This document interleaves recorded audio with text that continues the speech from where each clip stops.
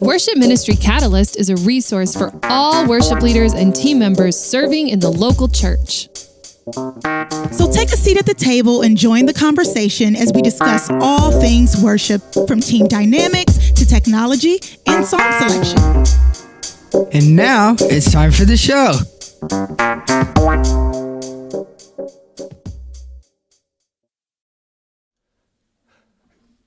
Well, Street Catalyst Podcast. oh, what did you just do that? Yes, you just did that. Okay, yeah. Welcome to the podcast, and if your ears hurt, that's David's fault. This is Worship Ministry Catalyst Podcast, episode 224, and as you can see, smack dab in the middle of your screen, there is a strange person who has invaded the podcast. I'm going to kick it over to David to give us an intro of our special guest today. Hey, good morning, everyone. Welcome. Happy post-Easter, whatever you feel the day after Easter. I don't know. I think some people feel depression. Some people feel excitement. Some people feel like the work is just beginning. I don't know where I am yet. We've got Branon here this morning, Branon Dempsey from Worship Team Training. And good morning, Branon. How are you? Nice to have you. Morning. Thanks for having me here. I'm great. Yeah. So a few years ago, I reached out to Branon, and then I think I lost contact. I think I dropped the ball somewhere along the way in following up. And but then last few months, I've been trying to reach out to some of those connections again and make touch, make contact. And so we were finally able to make the stars align and get things together. But Branon, they have a lot of resources. They've been on YouTube for a long, long time. We're trying to figure out YouTube. I'm trying to figure out YouTube.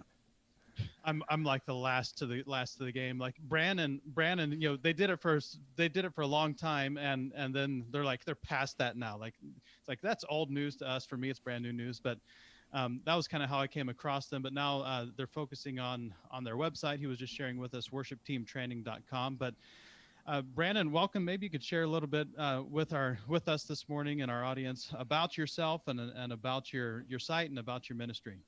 Sure. Hey, thanks, David and Joe, for having me here, and your audience and listeners. It's great to be with you guys.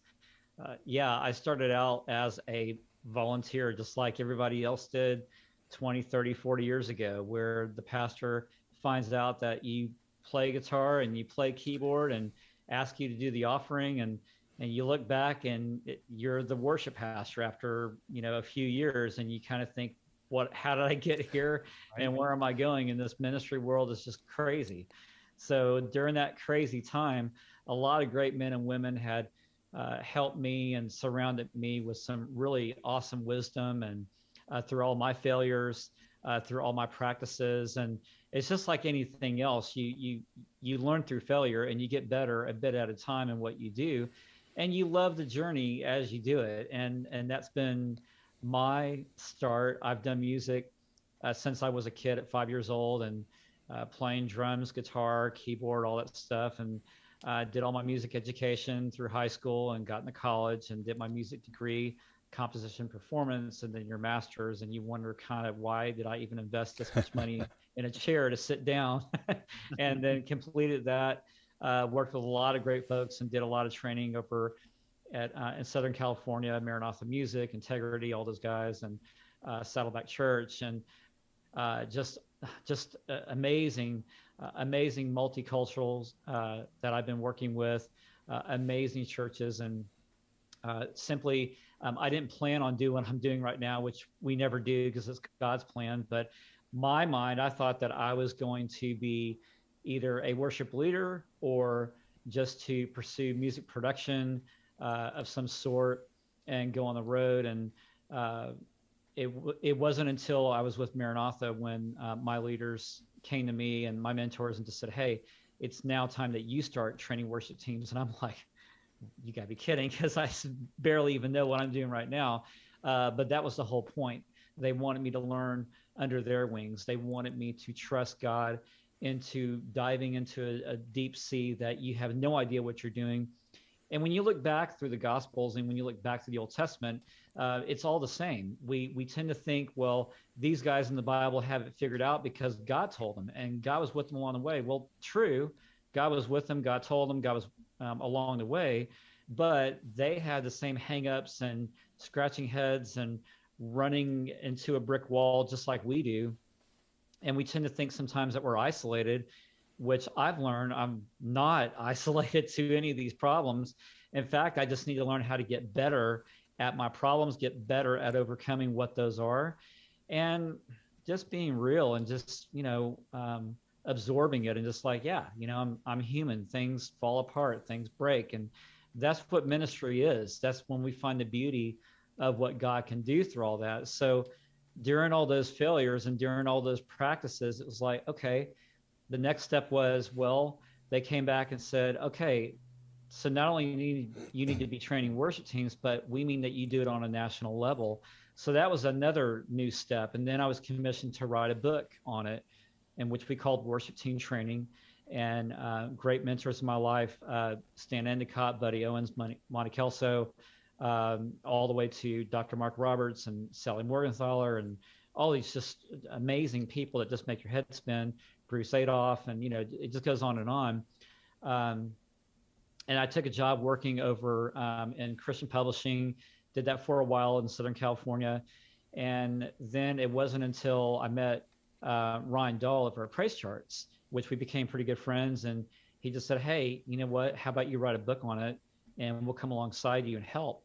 And that was just amazing. So it took a year to put that out, went back to Maranatha, and it was like, okay, and Maranatha was kind of like crumbling at that point.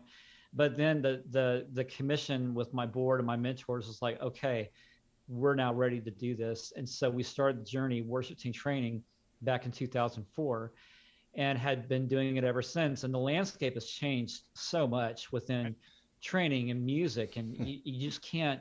I don't even begin to keep up anymore because it doesn't matter.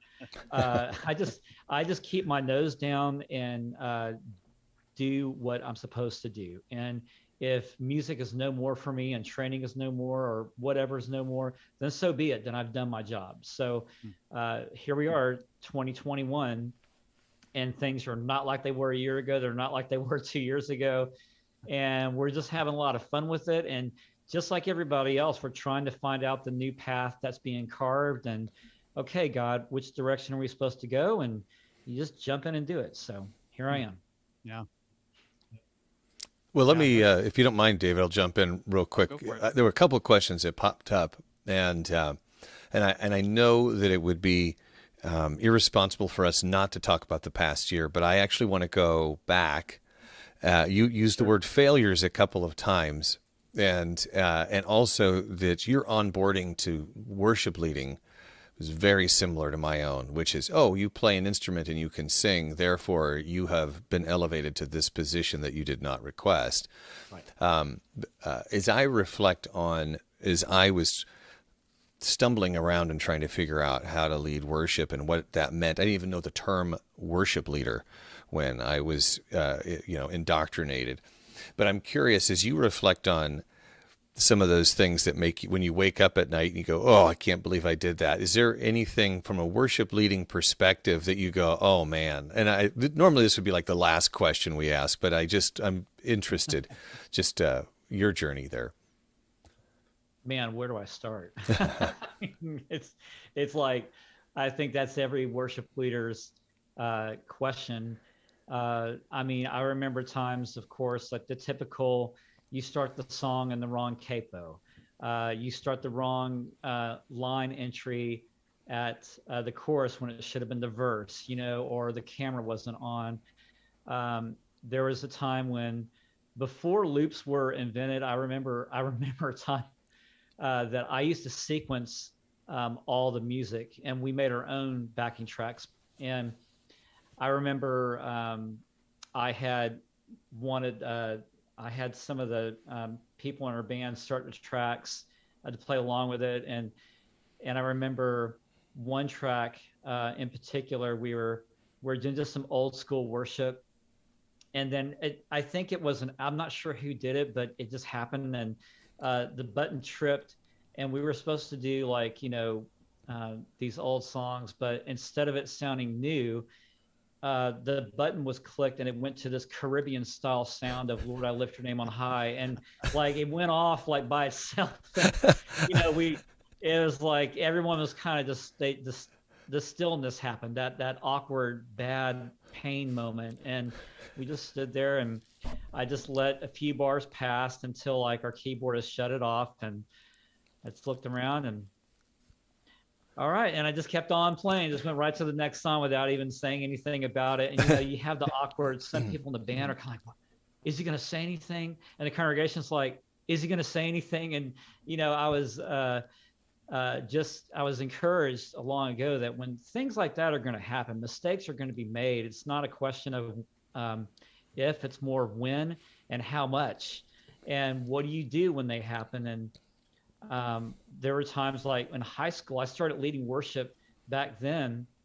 And I remember I would get the deer in the headlights, and I would say, well, okay, we're going to go to a Daryl Evans song now. And this is really old, by the way. And Trading My Sorrows. Yeah. Yeah, exactly. So you just get, you just learn how to roll the punches. And I had to get over that hump of, well, what will they think? And what will I look like? Or what do I look like in that moment? And I remember I had these great men that just came to me, and they're kind of like, you know what, Branon, no one really cares. No one cares about what you do leading worship. And they didn't mean it in a bad way. It was just kind of like, they don't care if you mess up. They don't care if you missed the B minor 7 chord. They don't even know what that is anyway. And I had to get over that, and to realize that, you know what, if I'm leading worship and if I'm thinking that they're thinking about me, I have the wrong approach, and I have the bad perspective in leading worship, because everyone's focus, including mine, should be on the Lord himself. Yeah. So therefore, great men came to me and they just said, you know what, if they're focusing on the Lord, then they have no complaints. But if they're focused on you by something that you've done in terms of being ill prepared, well, then that is our responsibility, and that is something that we need to take care of. So with all that being said, you just have to pull the dramatics away. We're just like everybody else. It doesn't mean that we're sloppy when we lead worship, but it also doesn't mean that we need to strive to perfection, because none of us will achieve that. It's more of a, I remember Jeff Day, Jeff said this to me, which was so good. He said, we strive for excellence by, putting a target out there. And if somewhere along the way we hit that target and we're close to it, then awesome. And I think that was a great way to put it, because Psalm 33 tells us that we are to play skillfully and sing joyfully. And so you can't sing joyfully if you're not playing skillfully. And so the other way works around as well. You have to enjoy what you do. And if it's not maybe at the skill where you want it to be, then that's okay. Then there's always room for improvement. But that's what we're about. We're people in process, not progress. Excellent. Yeah, that reminds me, and it kind of looks like you're a guitarist there by what's hanging on your wall behind you. So tubas and trombones back here. Yeah. I think the tuba is a very long missing instrument from underutilized for worship. Yeah, yes, there is polka worship to be tried for. So right. But over the years, I've had similar conversations with team members of my own, and especially electric guitarists, and electric guitarists have this tendency to just really get so focused on gear and tone, and trying to improve their tone, and I just remember one guy in particular just obsessed with his tone, and I said, look, man, I can barely hear. I'm a keyboard player, but I'm a professionally trained musician, and I can barely hear the difference between the two tones you're talking about. And I can guarantee you that 98.9% of the people in the congregation would have no clue that there's a difference between a tube amp and the digital effects rack that you're talking about and using and trying to decide. And just, it's so easy for those things to become a distraction and take all of our focus, and be so much better if you just focus on worshiping God while you're playing the music, and leading people in worship. Then everything else, everything else is really below that. And so yeah, those are really good words. Thanks for sharing those.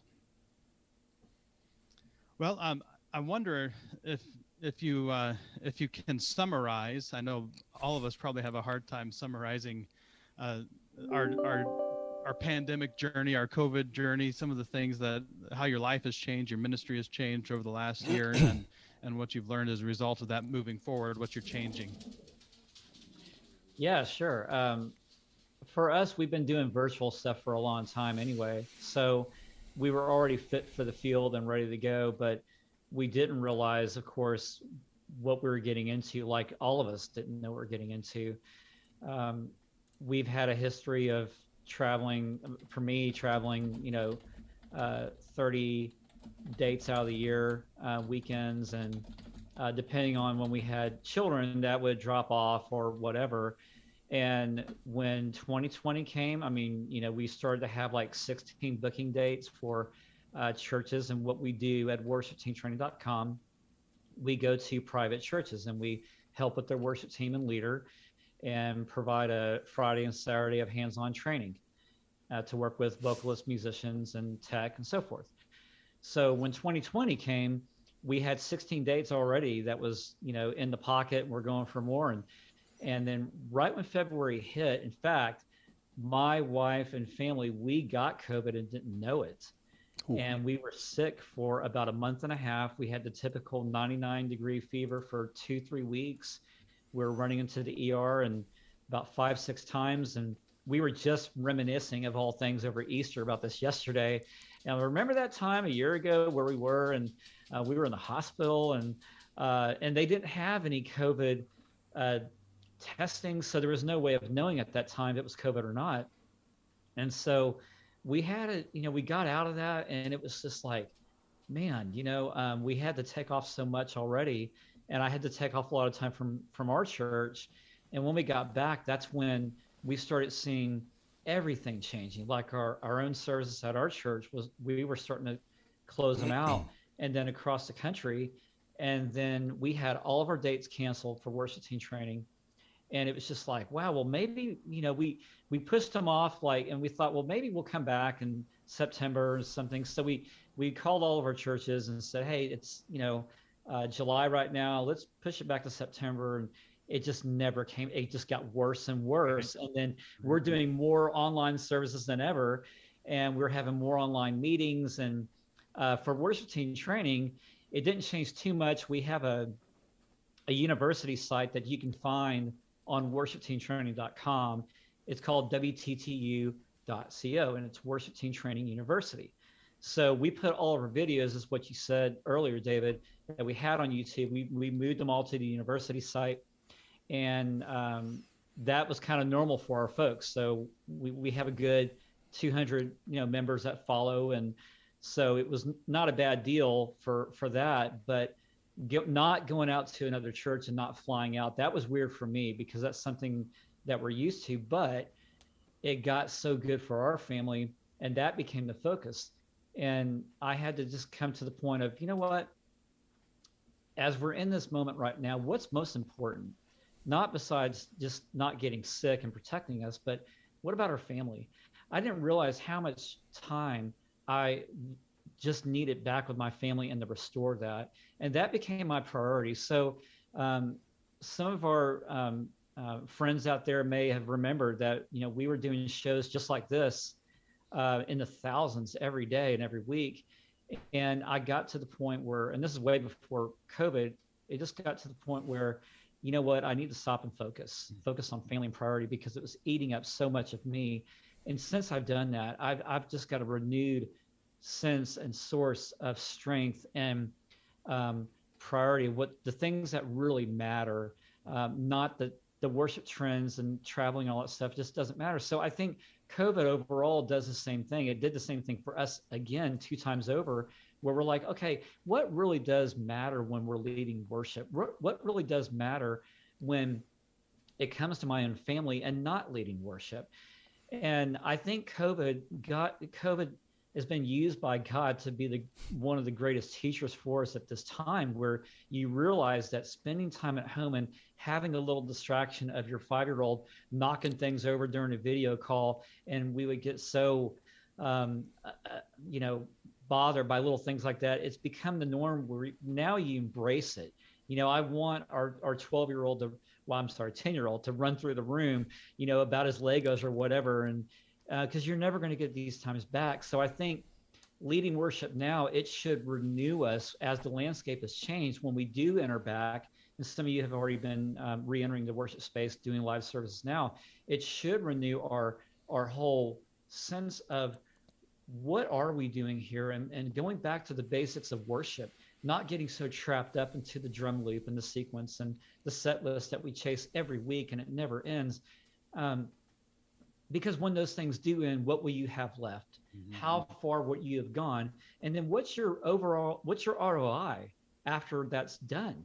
What can you look back and say that you've just built a really good weekly service, or that you've enlisted so many people in your ministry? But what have you done really for your family? What have you really done for investing in those that you lead in worship, for them to understand really more about what worship is and how that's become a quintessential growth to their spiritual walk? So these are the things I believe that we can walk away from, or takeaways from COVID as we go into the new landscape. Yeah, that's good. And we're kind of already transitioning there. So let's move over and talk about worship team training and the resources you have there, and university mentoring, you know, workshops. There's a lot of stuff that you do.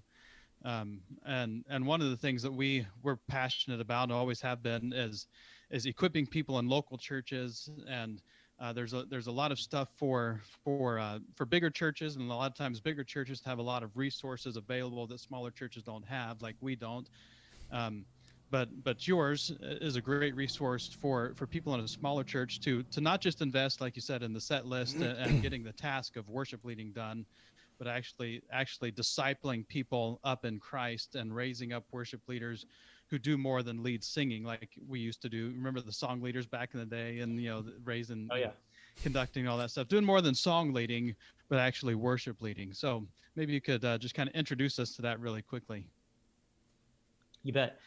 Worshipteamtraining.com is our, you would say, live site for what we do, workshops, and people can sign up and get a workshop or mentoring. And also we're going to be posting, because we had a new site change, and so we're still uploading new content to that site. To find other content, you want to go to wttu.co. That's our university site. And if you go to the Enroll tab, that gives you, there's a free subscription that you can sign up. So we invite all your listeners and followers that you got here on your Worship Catalyst site to come on over, check out, sign up for a free membership. There's highlighted articles, there's videos. We have our podcast that we do regularly every week, and also then some podcasts and studies. We have devotionals, and the training itself on our university site, we have weekly videos of training, much like this, but it's more one-on-one with me to talk about dissecting the worship service, or how to strengthen your singers, those kind of topics. We have webinars that are unlimited. We also have guest interviews that come in. If you know, we did a rebroadcast of Paul Balash. Jared Anderson is on there, different people that come on and speak. And we're also right now developing new courses that are going to have like we have a band studio on the East Coast. So we're working on some hands-on film instruction for teaching guitar, drums, vocal, piano, so forth. And we're putting those in class, in a class form online that you can get on the site. So all that stuff and more you can get. And then once we come back to a norm of traveling and COVID is over, then we'll go back to the workshops. And plus you can find all of our socials as well. We're on YouVersion. We've done a lot of devotionals on YouVersion. I've been a writer for them for a long time, and also Logos. And then we put out free content. I mean, we're also in Clubhouse now. In fact, we have a Clubhouse call coming up in just a few moments. So we try to, you know, put out a lot of tentacles, because the needs are so great for worship teams and leaders. And what I found out is that there's different audiences. So you have a lot of different worship leaders that just hang out on Instagram or just hang out on TikTok or Twitter or Clubhouse. And so everyone's needs are different. We have a LinkedIn as well. And there's a lot of older worship leaders and younger worship leaders that we speak to often. And it's amazing how all the differences are so wide, but also the differences within COVID and what we're experiencing now. So you have a lot of this video-driven services, but we have the live. And I think, when it comes down to it, we just want to be a source for worship leaders and teams to know that they're valued, that they are encouraged to do what God's called them to do, to live life to the fullest, to learn how to be the leader that God's called them to be by being a worshiper first, and then a musician or a leader second, and everything else. So if we've done that and we can help people in those regards, then we've done our job. Well, that's good. We're about out of time. So I don't know if you would share a final word of encouragement for our worship leaders and worship team members that are listening and maybe worn out. I know we've got some worship leaders and worship pastors who are exhausted after this year. How would you encourage them and send them out of here looking into the future in a positive way? Thanks for that, David, and Joe, for having me on your show. I really enjoy it, and this is just fabulous. I say that one of the best things that I can say is to take care of you first. To take care of you, because no one else in ministry is really going to look out for you more than you. And we try to keep up and do everything that we can, but at some point you're going to run out of gas. And when you do, who's going to fill your tank? So filling your tank and keeping it filled throughout your long journey is really going to be key. Don't sweat the small stuff of what people say, the comments, the criticism, the negativity. It's really got no place, but you got to develop tough skin as a leader. And as you do it, God teaches you amazing things like grace and mercy to have to others, and to show empathy when empathy is due. And that means even if it is looking people in the eye that may disagree with what you do, but God's called you to do what you are to do, and his voice matters, but so do the people that you lead. So it's learning how to, when scripture tells us in Proverbs 28, I think, to know the conditions of your flocks, you have to know the condition of your heart also in order to lead that flock. And for you to be successful is really not about the weekend, the 1 hour event that you do weekly. It's more about the time that you give to your family first, because those are the people that matter first. As Titus reminds us, how can we take care of the household of God if we're not taking care of our own household first? And everything else that you do beyond that, it really is about the Lord leading you and not you trying to lead your own ministry by yourself. So those are things that I keep close to my heart. That's what keeps me grounded every day. It's not always perfect. And also, don't be afraid to make a mistake. Don't be afraid to be vulnerable. Be yourself and let God make the ministry in that, because you'll find a lot more joy doing it that way instead of trying to string things through a camel, to strain it through an eye of a needle, basically. Right. You want to live life to the full and let God do it. Well, this has been excellent. I definitely appreciate your time. It's one of these situations where I feel like if our time wasn't limited, this could go on in perpetuity. So we'll have to bring you back on, because there's questions that I had that I'd love to chat more about in terms of your journey and how you've pivoted. So I'd love to be part. Excellent. Well, thank you. And we are coming to a close, so we will be back in 2 weeks. But Branon, what a blessing to have you here. Thank you guys both for the opportunity, and all of your followers. Really appreciate it. Thank you so much. Well, it's our pleasure. Make sure you check out Worship Team Training and WTTU.co and sign up there if you're looking for some resources to train up your team. And until next time, have a wonderful, wonderful week, and we'll see you April 19th with another episode of the podcast. Thanks for joining us once again on the Worship Ministry Catalyst podcast. And make sure to add your voice to the conversation. You can find us at twitter.com/WM Catalyst. on Facebook at facebook.com/Worship Ministry Catalyst. Or head over to worshipministrycatalyst.com and drop us a note.